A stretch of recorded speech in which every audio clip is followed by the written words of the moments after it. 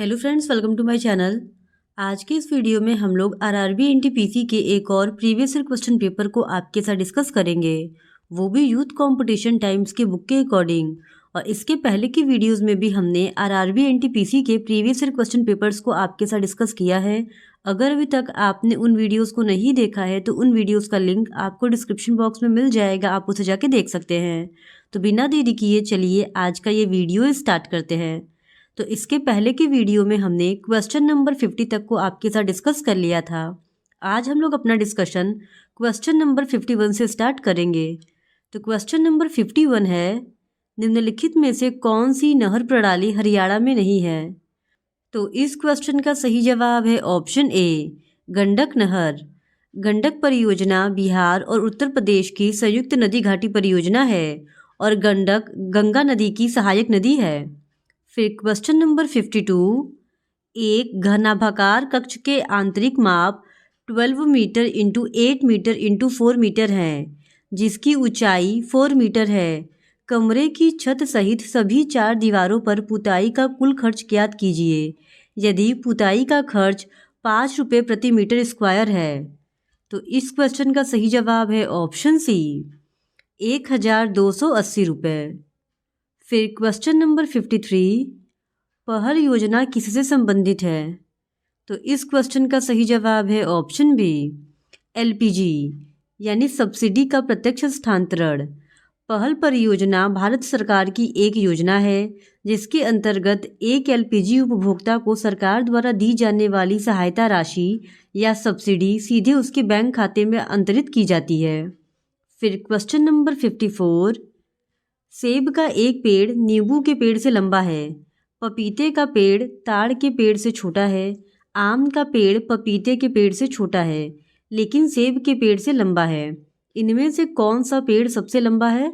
तो इस क्वेश्चन का सही जवाब है ऑप्शन बी, ताड़ का पेड़। फिर क्वेश्चन नंबर 55, महिला एकल ऑस्ट्रेलियन ओपन 2020 टेनिस खिताब किसने जीता? तो इस क्वेश्चन का सही जवाब है ऑप्शन सी, सोफिया केनिन ने। ऑस्ट्रेलियन ओपन 2020 टेनिस महिला एकल विजेता सोफिया केनिन है। फिर क्वेश्चन नंबर 56, 326 ईसा पूर्व में भारत पर आक्रमण करने के लिए सिकंदर ने सबसे पहले निम्नलिखित में से किस नदी को पार किया था? तो इस क्वेश्चन का सही जवाब है ऑप्शन ए, सिंधु। 326 ईसा पूर्व में सिकंदर ने भारत पर आक्रमण किया था और इस आक्रमण को करने के लिए उसने सिंधु नदी को पार किया था। फिर क्वेश्चन नंबर 57, सलीम ने एक वस्तु 784 रुपये में खरीदी जिसके मूल्य में 12% जीएसटी शामिल था। जीएसटी जोड़े जाने से पहले उस वस्तु का मूल्य कितना था? तो इस क्वेश्चन का सही जवाब है ऑप्शन डी, 700। फिर क्वेश्चन नंबर 58, भारत ने प्रौद्योगिकी प्रयोग उपग्रह नामक इमेजिंग उपग्रह किस वर्ष में प्रक्षेपित किया था? तो इस क्वेश्चन का सही जवाब है ऑप्शन ए, 2001 में। प्रौद्योगिकी प्रयोग उपग्रह इसरो द्वारा 22 अक्टूबर 2001 को श्रीहरिकोटा से PSLV C3 द्वारा प्रक्षेपित किया गया था। फिर क्वेश्चन नंबर 59, निम्नलिखित में से कौन से केंद्र शासित प्रदेश में तारपा उत्सव मनाया जाता है? तो इस क्वेश्चन का सही जवाब है ऑप्शन ए, दादर और नागर हवेली। तारपा महोत्सव केंद्र शासित प्रदेश दादर और नागर हवेली में मनाया जाता है। तारपा एक आदिवासी नृत्य है जो दादर और नगर हवेली के वर्ली, कोकना और कोली जनजातियों द्वारा विशेष रूप से किया जाता है। फिर क्वेश्चन नंबर 60, एक व्यक्ति ने 28 किलोमीटर की दूरी 8 घंटे में तय की। उसने यात्रा का कुछ भाग 2 किलोमीटर पर आवर की चाल से पैदल चलकर तथा शेष भाग 6 किलोमीटर पर आवर की चाल से साइकिल द्वारा पूरा किया। पैदल चलकर तय की गई दूरी कितनी है? तो इस क्वेश्चन का सही जवाब है ऑप्शन सी, 10। फिर क्वेश्चन नंबर 61, दिए गए विकल्पों में से उस विकल्प का चयन कीजिए जो निम्नलिखित श्रेणी में प्रश्न चिन्ह के स्थान पर आ सकती है। तो इस क्वेश्चन का सही जवाब है ऑप्शन सी, 482। फिर क्वेश्चन नंबर 62, दो संख्याएं इस प्रकार है कि छोटी संख्या में 5 जोड़ने पर बड़ी संख्या प्राप्त होती है। यदि दोनों संख्याओं का योग 19 है तो संख्याओं का गुणनफल ज्ञात कीजिए। तो इस क्वेश्चन का सही जवाब है ऑप्शन सी 84। फिर क्वेश्चन नंबर 63, मिल्खा सिंह ने कौन से ओलंपिक खेलों में 400 मीटर दौड़ के अंतिम मुकाबले में चौथा स्थान प्राप्त किया था? तो इस क्वेश्चन का सही जवाब है ऑप्शन बी रोम ओलंपिक खेल। 1960 के रोम ओलंपिक खेलों में मिल्खा सिंह ने 400 मीटर की रेस में चौथे स्थान प्राप्त किया था। फिर क्वेश्चन नंबर 64, दो व्यक्तियों की आयु का अंतर 15 वर्ष है। यदि 5 वर्ष पूर्व बड़े व्यक्ति की आयु छोटे व्यक्ति की आयु से दोगुनी थी तो उनकी वर्तमान आयु ज्ञात कीजिए। तो इस क्वेश्चन का सही जवाब है ऑप्शन डी 35 वर्ष और 20 वर्ष। फिर क्वेश्चन नंबर 65, दिए गए कथन पर विचार करें और बताएं कि दी गई धारणाओं में से कौन सी कथन में निहित है। कथन है, यदि चिकित्सक बनना आसान है तो मैं चिकित्सक नहीं बनना चाहता। धारणा है, पहला, मैं पेशेवर बनने की आकांक्षा रखता हूँ। दूसरा है, मैं ऐसी चीज़ प्राप्त करने की इच्छा रखता हूँ जो कड़े परिश्रम से अर्जित की गई हो। तो इस क्वेश्चन का सही जवाब है ऑप्शन बी केवल धारणा 2 निहित है। फिर क्वेश्चन नंबर 66, यूआरएल क्या है? तो इस क्वेश्चन का सही जवाब है option A address of the web page displayed on the internet. World wide web पर किसी वेबसाइट या वेब पेज का विशेषीकृत पता उस वेबसाइट या वेब पेज का यूआरएल कहलाता है। फिर क्वेश्चन नंबर 67, आईडीबीआई की स्थापना कब हुई थी? तो इस क्वेश्चन का सही जवाब है ऑप्शन ए 1964 में। भारतीय औद्योगिक विकास बैंक यानी आईडीबीआई की स्थापना भारतीय औद्योगिक विकास बैंक अधिनियम 1964 के तहत एक वित्तीय संस्था के रूप में 1 जुलाई 1964 को की गई थी और इसका मुख्यालय मुंबई में है। फिर क्वेश्चन नंबर 68, उस विकल्प का चयन कीजिए जिसका तीसरे शब्द के साथ वही संबंध है जो दूसरे शब्द का पहले शब्द से है। कुत्ता, फेफड़ा, मछली। तो इस क्वेश्चन का सही जवाब हो जाएगा ऑप्शन ए गलफड़े।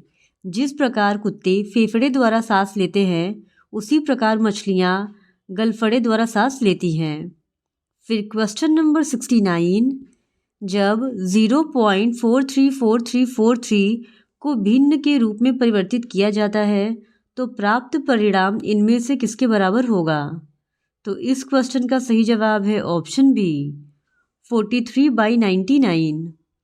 फिर क्वेश्चन नंबर 70, एक समबाहु त्रिभुज का परिमाप 36√3 मीटर है। इसकी ऊंचाई मीटर में ज्ञात कीजिए। तो इस क्वेश्चन का सही जवाब है ऑप्शन डी 18। फिर क्वेश्चन नंबर 71, 6 और 20 के लघुत्तम समापवर्त्य एलसीएम और महत्तम समापवर्तक एचसीएफ ज्ञात कीजिए। तो इस क्वेश्चन का सही जवाब है ऑप्शन ए 60 और 2।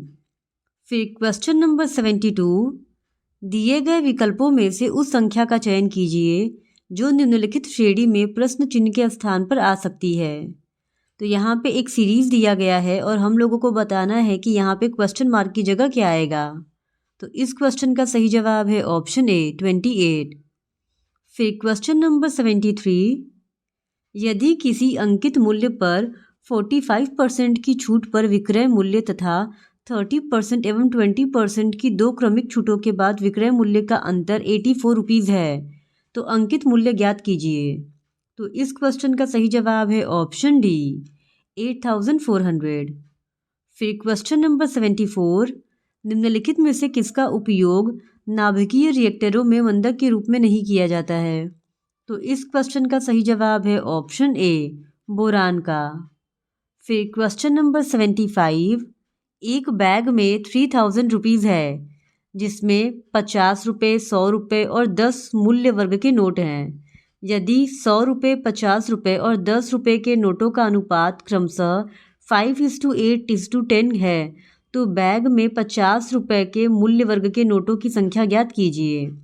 तो इस क्वेश्चन का सही जवाब है ऑप्शन सी 24। फिर क्वेश्चन नंबर 76, नवजात बच्चे के शरीर में लगभग कितनी हड्डियां होती हैं? तो इस क्वेश्चन का सही जवाब है ऑप्शन बी 300 हड्डियां। नवजात शिशु के शरीर में लगभग 300 हड्डियां होती हैं और वयस्क मनुष्य में कुल हड्डियां 206 होती हैं।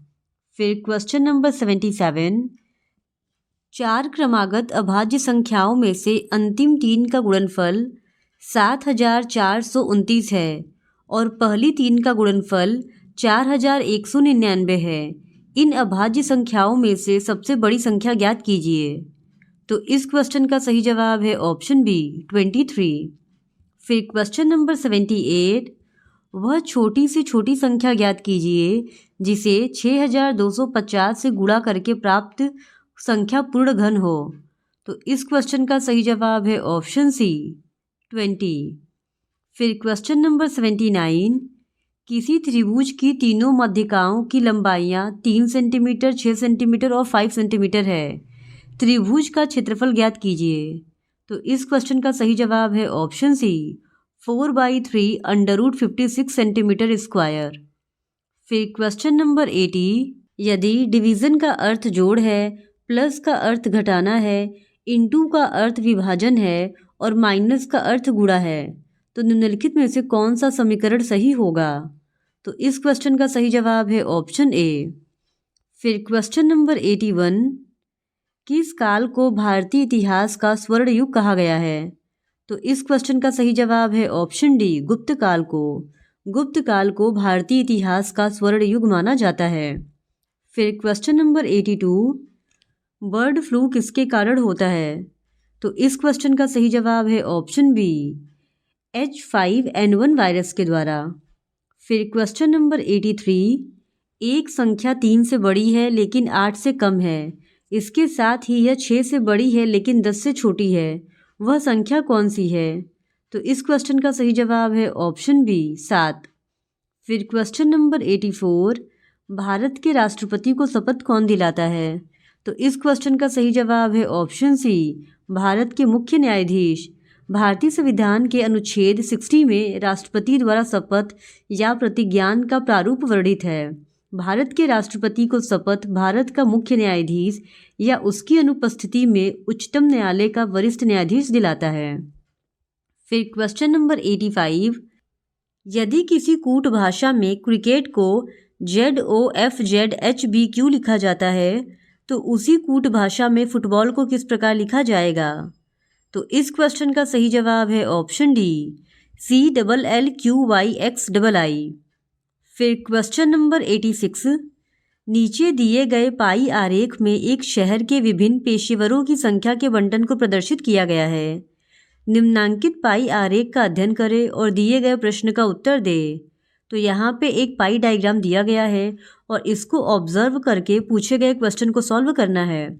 तो क्वेश्चन है, यदि किसी शहर की कुल जनसंख्या 2,50,000 है तो शहर में अभियंताओं की संख्या लगभग कितनी होगी? तो इस क्वेश्चन का सही जवाब है ऑप्शन सी 45,000। फिर क्वेश्चन नंबर 87, नीचे दिए गए पाई आरेख में एक शहर के विभिन्न पेशेवरों की संख्या के बंटन को प्रदर्शित किया गया है। निम्नांकित पाई आरेख का अध्ययन करें और दिए गए प्रश्न का उत्तर दें। तो यहाँ पर एक और पाई डायग्राम दिया है और इसको भी ऑब्जर्व करके पूछे गए क्वेश्चन को सॉल्व करना है। तो क्वेश्चन है, शिक्षकों की तुलना में लिपिकों की संख्या कितने गुनी है? तो इस क्वेश्चन का सही जवाब है ऑप्शन सी 1.14 टाइम्स। फिर क्वेश्चन नंबर 88, नीचे दिए गए ग्राफ से विभिन्न कक्षाओं के लड़कों और लड़कियों के परीक्षा परिणाम को प्रदर्शित किया गया है। निम्नांकित ग्राफ का अध्ययन करें और उसके बाद दिए गए प्रश्न का उत्तर दें। तो यहाँ पे ग्राफ है और इस ग्राफ को देखकर पूछे गए क्वेश्चन को सॉल्व करना है। तो क्वेश्चन है कि इस कक्षा में लड़कों के प्रदर्शन और लड़कियों के प्रदर्शन का अनुपात 3:2 है। तो इस क्वेश्चन का सही जवाब है ऑप्शन ए क्लास 8 का। फिर क्वेश्चन नंबर 89, नीचे दिए गए ग्राफ में विभिन्न कक्षाओं के लड़कों और लड़कियों के परीक्षा परिणाम को प्रदर्शित किया गया है। निम्नांकित ग्राफ का अध्ययन करें और उसके बाद दिए गए प्रश्न का उत्तर दें। तो यहाँ पे ये ग्राफ है और यहाँ पे जो क्वेश्चन है वो है, दी गई सभी कक्षाओं में लड़के और लड़कियों की कुल प्राप्तांकों के औसत का अंतर क्या होगा? तो इस क्वेश्चन का सही जवाब है ऑप्शन सी 6.67। फिर क्वेश्चन नंबर 90, नीचे दिए गए पैटर्न के आधार पर दिए गए विकल्पों में से उस विकल्प का चयन कीजिए जो चित्र में प्रश्न चिन्ह के स्थान पर आएगा। तो इस क्वेश्चन का सही जवाब है ऑप्शन डी 10। फिर क्वेश्चन नंबर 91, दिए गए कथनों और निष्कर्षों को ध्यानपूर्वक पढ़ें।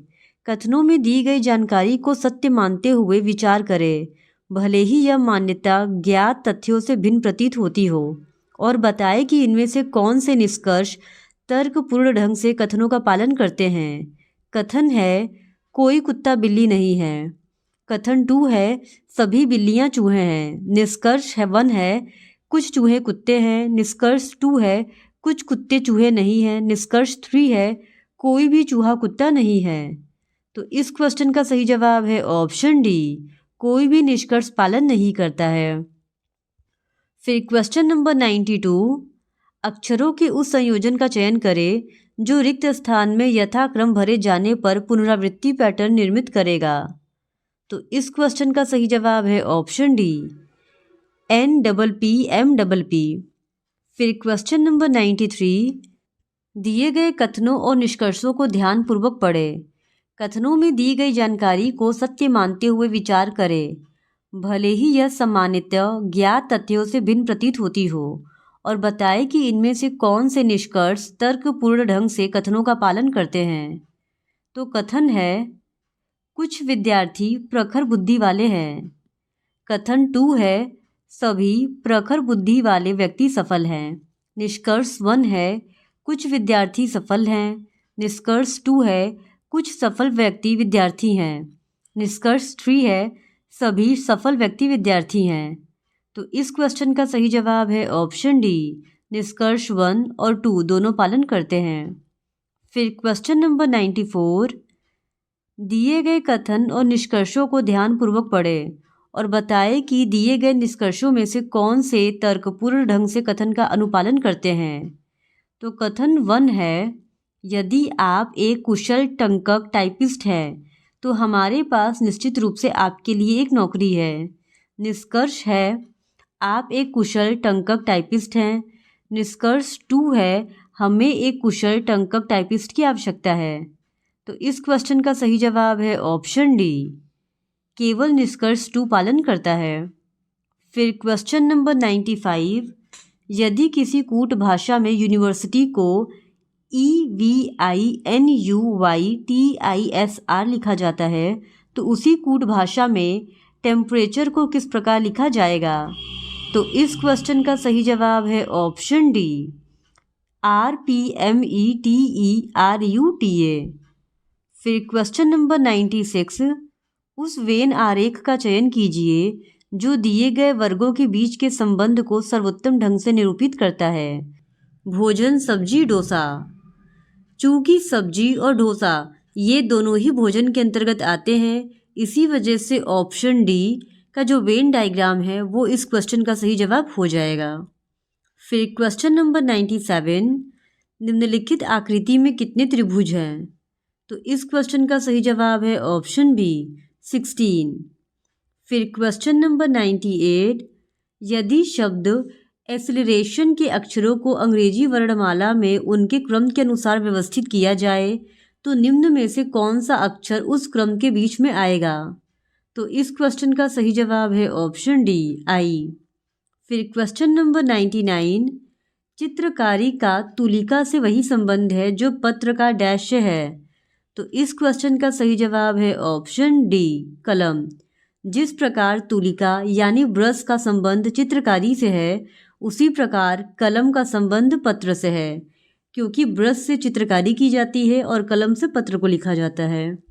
फिर क्वेश्चन नंबर 100, निम्नलिखित 4 शब्दों में से 3 किसी प्रकार से एक समान है और एक असंगत है। असंगत शब्द का चयन कीजिए। शिमला मिर्च, बैगन, आलू, भिंडी। तो इस क्वेश्चन का सही जवाब है ऑप्शन डी आलू। शिमला मिर्च, बैगन तथा भिंडी जमीन के ऊपरी सतह पर उत्पन्न किया जाता है, जबकि आलू भूमिगत उत्पन्न किया जाता है। इस वजह से आलू इस क्वेश्चन का सही जवाब हो जाएगा। इस प्रकार आज के इस वीडियो में हमने RRB NTPC के एक और प्रीवियस ईयर क्वेश्चन पेपर को आपके साथ डिस्कस कर लिया है और अगर आप आरआरबी एनटीपीसी के इसी तरह और भी प्रीवियस ईयर क्वेश्चन पेपर्स को देखना चाहते हैं तो please do subscribe to my channel and like this video. Thank you very much.